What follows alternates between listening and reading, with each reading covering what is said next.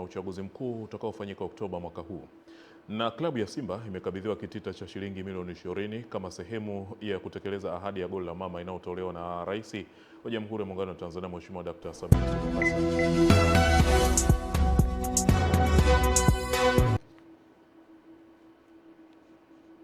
Na mtazamaji, habari ya asubuhi. Leo ni Jumatatu ya Pasaka, tarehe 21 ya mwezi wa 4 mwaka 2025. Karibu sana katika kipindi cha Asubuhi Njema, na hii ni taarifa ya habari ya Asubuhi Njema. Mimi naitwa Emily Lazarus. Naomba nitumie nafasi hii kusema karibu sana mtazamaji. Waziri Mkuu wa Jamhuri ya Muungano wa Tanzania Mheshimiwa Kassim Majaliwa ametoa rai kwa viongozi wa dini kuendelea kuliombea taifa pamoja na uchaguzi mkuu unaotarajiwa kufanyika Oktoba mwaka huu.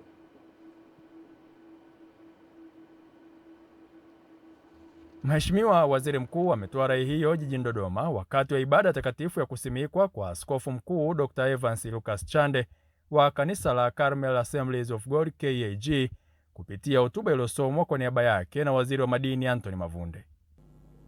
Ni kuliomba kanisa na viongozi wote wa dini kuiombea nchi yetu ya Tanzania, kuwaombea viongozi wetu na kuwaombea wananchi wetu tunapoelekea katika uchaguzi mkuu wa kuwachagua madiwani wa bunge na Mheshimiwa Rais. Taifa letu libaki kuwa moja lenye upendo, amani na mshikamano. Naye Askofu Mkuu wa KAG Dr. Evans Chande ameishukuru serikali kwa ushirikiano ambao wamekuwa wakiupata katika utoaji wa huduma, ikiwa ni pamoja na upatikanaji wa usajili wa huduma ya kanisa analoliongoza, na kuwataka waumini wa kanisa hilo kuendelea kuwaombea viongozi wote na taifa. Naipongeza serikali ya awamu ya 6 inayoongozwa na Mheshimiwa Dr. Samia Suluhu Hassan kwa namna wanavyopambana na umaskini kutoka kwenye barabara za vumbi mpaka sasa barabara za lami. Matibabu makubwa yalikuwa yakifanyika nje ya nchi, leo tunatibiwa hapa nchini. Hii ni hatua kubwa sana. Ndugu mgeni rasmi, Kanisa la Carmel Assemblies of God litaendelea kushirikiana na serikali katika kudumisha amani, umoja, mshikamano kwa Watanzania wote. Ibada ya kusimikwa Askofu Mkuu Dr. Chande iliongozwa na Askofu Bernard Chinungo Mnasasi kutoka nchini Kenya na kuhudhuriwa na viongozi mbalimbali wa chama na serikali mkoa wa Dodoma. Amani Mbando, Channel 10, Dodoma. Wakati Tanzania ikijiandaa kufanya uchaguzi mkuu mwaka huu, wanasiasa mkoani Mwanza wametakiwa kutumia lugha zenye staha na uwazi wakati wanapoomba kura kwa wananchi ili kuepuka uvunjifu wa amani. Mwakilishi wa mkuu wa mkoa wa Mwanza Chagu Ng'oma anawasilisha nasaha hiyo katika kongamano la kuelimisha na kuenzi tunu za taifa zilizoachwa na waasisi wa taifa, zikihusisha utu, uwajibikaji, lugha ya taifa, uzalendo, uadilifu, uwazi pamoja na umoja. Nini kifanyike kwa wenzangu ambao ni wanasiasa, ambao na wenyewe ni karama yao? Ni kwamba wafike sehemu walizike na kile wanachokipata, lakini pia wazungumze kitu kwa wazi na haki, kwamba wao wazi kwamba mimi nahitaji kura kwa sababu 1, 2, 3 na nitaenda kufanya 1, 2, 3. Kongamano hilo limeongozwa na viongozi wa kamati ya amani inayoundwa na viongozi wa dini mbalimbali mkoani hapa, ambapo pamoja na mambo mengine wamewataka wanasiasa kuenzi tunu za taifa. Manifesto ambazo manifesto ndio sera hizi. Ndio Iran zinazoongoza. Sera inakuwa ni nini? Policy. Ni policy. Unaona? Maana yake ni kwamba ili mwanachama wa Chadema au mwanachama wa CCM au wa AC wa ACT Wazalendo aonekane kwamba ni mtunza maadili, ni lazima aziheshimu hizo sheria ambazo wamejiwekea wao wenyewe. Kupishana kwenu kwa ilani, kupishana kwenu kwa dini, kupishana kwenu kwa maeneo mnayotoka isiwachukue kushindwa kutenda haki.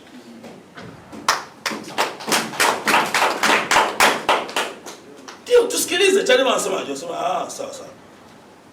Kafu sawa sawa. Ili tunaweza kufanya ili zuri. Na sisi tunashukuru Tunampongeza hata rais kuanzisha ile 4Rs ambao wakati wa uchaguzi wanatumia watu kuvuruga amani, waelewe kwamba baada ya uchaguzi maisha yataendelea kama kawaida. Kwa hiyo tuwasisitize ndugu zetu wote walioko huko mtaani kwamba uchaguzi ni tukio tu, utakapofikia umechagua mtu, lakini maisha lazima yaendelee. Usiingie kwenye kuchafua amani, kwa sababu wewe pia unaweza kaingia kwenye matatizo. Viongozi wa dini na makundi mbalimbali wamekuwa wakiwasisitiza wananchi kudumisha amani, ikiwa ni pamoja na kuacha kujihusisha na vurugu katika kipindi hiki cha kuelekea kwenye uchaguzi mkuu ujao. Henry Kavirondo, Channel 10, Mwanza.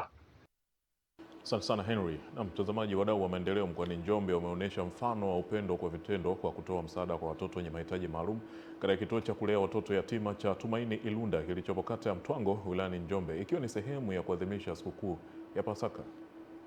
Wakati shangwe za Pasaka zikitawala maeneo mbalimbali ya dunia, watoto 52 wenye mahitaji maalum wanaolelewa katika kituo cha Tumaini Ilunda hawakubaki nyuma, ambapo wadau wa maendeleo wanaojihusisha na shughuli za kibiashara mkoani Njombe wamewasili kituoni hapo wakiwa na zawadi mbalimbali vikiwa na thamani ya zaidi ya shilingi 900,000. Namshukuru Mwenyezi Mungu, baadhi ya watu tusaidiana nao, tunafanya nao kazi na marafiki, kuguswa wote na kuelekezana kwamba wote tuwaone watoto wenye uhitaji, na tukaenda kununua baadhi ya vitu ambavyo hivi tumevifikisha hapa sasa.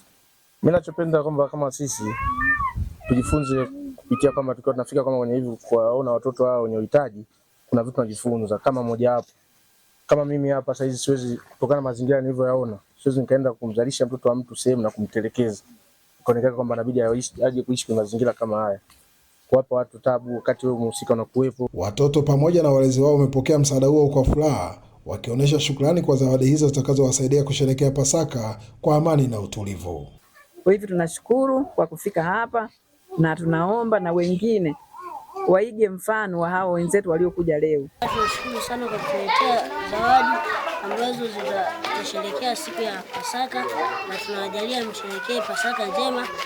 Tukio la wadau wa maendeleo la kutoa msaada wa mahitaji mbalimbali kwa watoto hao limepongezwa na mkuu wa kituo cha polisi kata ya Mtwango Bryson Kambo, ambaye amesema ndio lengo hasa wanajamii wanapaswa kulifanya kwa watoto wenye uhitaji. Napenda sana kushirikiana na wanajamii katika kutanzua matatizo mbalimbali ya kijamii, ikiwemo ukatili wa kijinsia, malezi mbalimbali ya familia, pamoja na kupinga nyanja zote za upigaji haramu lichonganishi. Na sisi wadada, unapozaa hebu jaribu kumtunza mwanao hata kama kwa hali ngumu. Tumekuwa tukiona watoto wengi ambao wako mitaani, lakini pia tukafikiria tukiacha mitaani tuanze kwanza kuwasaidia ambao wapo kwenye vituo ambao wadogo zaidi kabisa. Kutoka katika kituo cha Tumaini Ilunda cha kulea watoto yatima kilichopo kata ya Mtwango wilayani Njombe mkoani Njombe, naitwa Michael Patrick, Channel 10. Ukitoka huko Njombe, mara hii tuelekee Morogoro, ambapo tunaelezwa kukamilika kwa ujenzi wa daraja na barabara kumeelezwa kufungua uchumi kwa wakazi wa kijiji cha Kinyolisi na vijiji jirani katika wilaya ya Gairo ambao walikuwa wanapata adha kubwa katika usafiri na usafirishaji wa bidhaa. Barabara zinazounganisha vijiji vya Berega, Dumbalume, Kinyolisi Lebenya na Makuyu ni baadhi ya maeneo yaliyokuwa na changamoto kubwa za miundombinu ya barabara ambayo kwa sasa imeboreshwa. Daraja hili lilipokuwa halijajengwa tulipoteza watu wengi, sababu daraja hili linasaidia sana, linaunganisha kati ya vijiji vyetu na hospitali kubwa ya Berega. Lakini baada ya kujengwa daraja hili tumeona tunasafiri kwa uwepesi, lakini pia tunasafiri kutoka majumbani kwetu kupeleka wagonjwa kwa muda mchache. Lakini daraja hili limetusaidia hata kupeleka mazao yetu katika masoko. Jitihada za wakala wa barabara za mijini na vijijini TARURA zinaleta matumaini makubwa kwa wananchi hao. Kwa mujibu wa mkataba, mkandarasi aliingia mkataba wa jumla ya shilingi bilioni 1,346,580.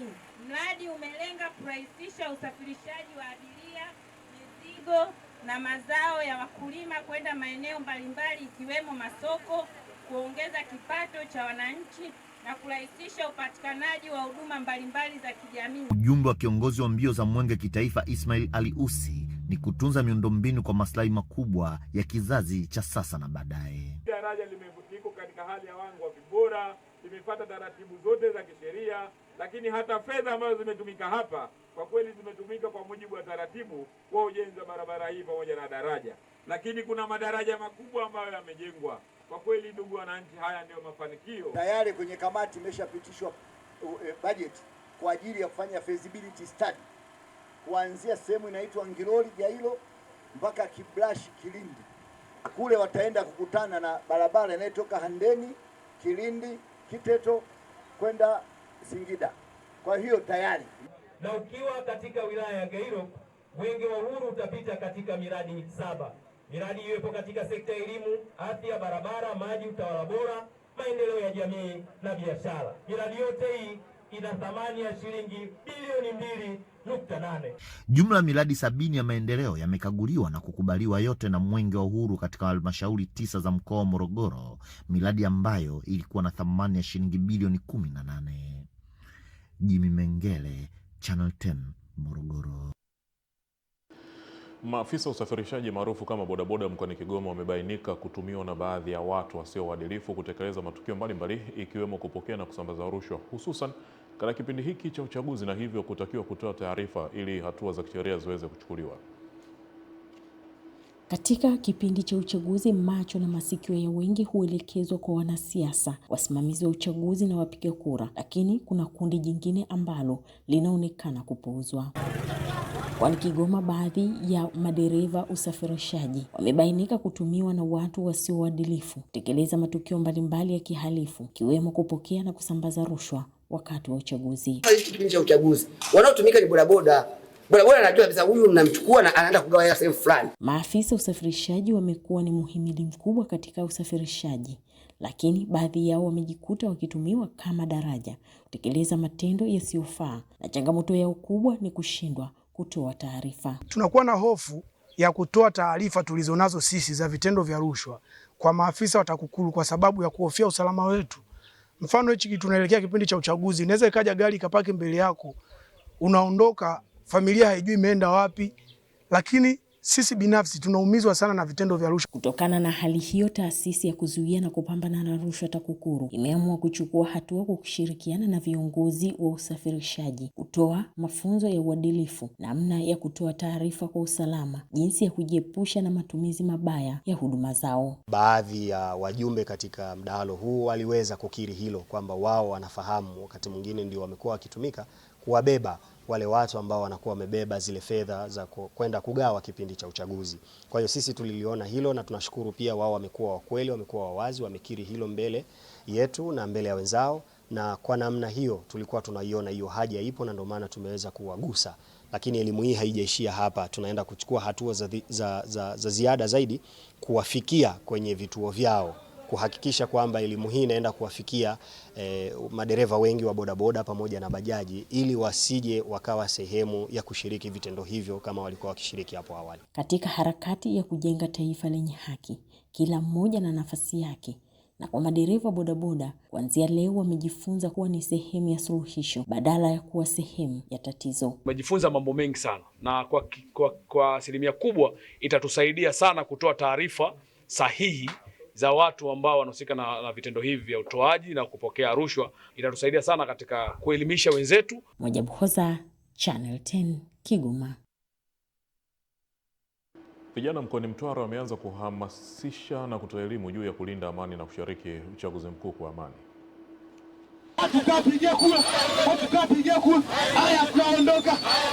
Ni vijana mkoani Mtwara wakiongozwa na kikundi cha TK Movement wakiwa katika maandamano ya amani ambayo yamefanyika katika halmashauri mji Nanyamba, ikiwa ni jitihada za kusaidia serikali kutoa elimu kwa vijana kushiriki uchaguzi mkuu kwa amani. Katika maandamano hayo ya amani, vijana wametakiwa kushiriki uchaguzi na waepuke kutumika katika vurugu zozote zitakazoleta uvunjifu wa amani. Vijana washiriki uchaguzi, lakini wakumbuke kulinda tunu ya amani tulionayo taifa letu. Ukiangalia mataifa mengi yanayotuzunguka, nchi zao hazijatengemaa sana kwa amani. Sisi Tanzania ni kitovu cha amani. Kwa hiyo tuendelee kulinda tunacho, tukilinde kwa wivu mkubwa, tukilinde bila simile. Yaani tusikubali kuchezea amani tulionayo. Kwanza tusiwe sehemu ya fujo au uchochevu wa vurugu. kuelekea uchaguzi. Kwa upande wao, vijana wameahidi kushiriki uchaguzi na kulinda amani ya nchi. Nahamasisha vijana wote kuwa watulivu, kwani vijana wengi wamekuwa wakitumika katika kuzua vurugu. Kwa hiyo amani imekuwa ni msingi sana katika taifa lote ili kuweza kuleta maendeleo. Taifa likiwa lina amani, hata uchumi pia unaongezeka. Kwa uchaguzi wenye amani unaongeza hata uchumi wa nchi yetu kukua. Vijana na umuhimu katika nafasi za viongozi, kwa mfano wanapokuwa labda wanaongoza kwenye sekta mbalimbali za kiuchumi, wanajua ni wapi wapi ambapo kumepelea, wapi waongeze jitihada kufanya nini wao kama vijana. Kutoka mkoani Mtwara, Adam Malima, Channel 10. Na katika michezo, klabu ya Simba imekabidhiwa kitita cha shilingi milioni 20 za Kitanzania kama sehemu ya kutekeleza ahadi ya goli la mama inayotolewa na Mheshimiwa Rais wa Jamhuri ya Muungano wa Tanzania Dr. Samia Suluhu Hassan. Ahadi hii ni sehemu ya mpango wa kutoa motisha kwa timu za Tanzania zinazoshiriki mashindano mbalimbali ya kimataifa, ikiwa ni njia ya kuunga mkono jitihada zao na kuhamasisha ushindani wa hali ya juu katika medani ya michezo. Kuendelea kwenye mechi inayofuata. Sisi hatuna hofu ya kucheza na timu yote sehemu yote. Nyinyi wote ni experienced player, ni professional players. Kwa hiyo tutaenda na tunaenda wote kama tulivyo, tukapambane tupate ushindi wa pamoja. Sawa jamani? We played, we won, but we still have 90 minutes to finish the game. So just relax, don't get yourself panicked. I missed many goals, I made a mistake and whatsoever. Forget it. Our concentration for the next game, okay? So don't get yourself worried. We have the minister and a permanent secretary here, so we have few words to say. Karibu. Asante sana mwenyekiti wa Simba. Tunawashukuru sana jamani. Simba moja. Simba nguvu moja. Sisi wote ni wana michezo, si ndio hivyo? Hii mechi hatukufungwa, tumeshinda. Hebu tujipigie makofi kwanza. Simba moja. Kwa hiyo leo tumeshinda, tuna pointi 3, tumewaona na tunawaweza. Tunawaweza, hatuwawezi? Kuna sababu ya kuwa wanyonge?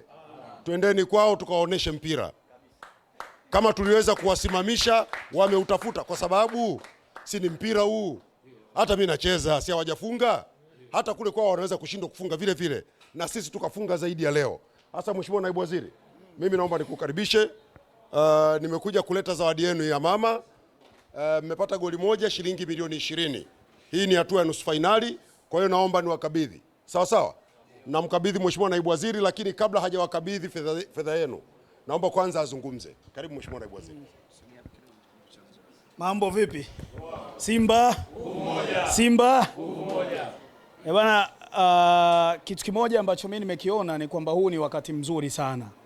Ni wakati mzuri kwa maana kwamba mnatoka kucheza, mmeshinda goli moja, afu kila mtu ana huzuni kuonyesha kwamba mlikuwa mnaamini tunaweza kushinda zaidi ya hapo. Kwa hiyo hicho ni kiwango kizuri sana kwamba mna timu ambayo inashinda lakini bado haijaridhika, inataka kushinda zaidi. That's very good. Na niwatie moyo. Kiwango kilikuwa kizuri na wakila nikiwa wasachi naona kabisa hawana uwezo wa kuifunga wala kuitoa Simba Sports Club. Sawa sawa jamani. Kwa hiyo mimi niwatie moyo. Hii ni nusu ya kwanza ya mechi hizi mbili. Imekwisha na tunaongoza, tunakwenda kwao. Siogopi mechi za ugenini kwa sababu hii ni Simba, lakini pia ukifika kule ukatangulia ukapata goli, kitu ambacho kwa kiwango chenu kulinganisha na kiwango chao kinawezekana, mlima wao utakuwa mrefu mno. Kwa hiyo hii finali tunakwenda na ili kombe tunachukua, msiwe na wasiwasi.